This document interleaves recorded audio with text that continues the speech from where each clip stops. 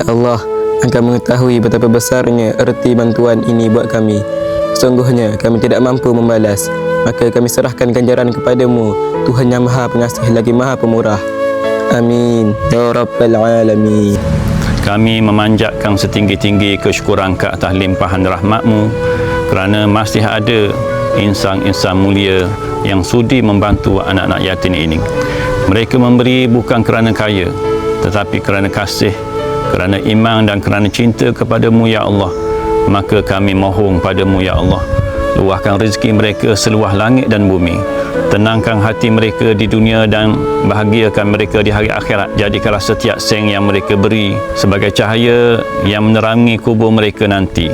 Boleh tekan link di bawah ini, RM30, RM50, RM100, berapa sekalipun, tetapi besarnya nilai di sisi Allah.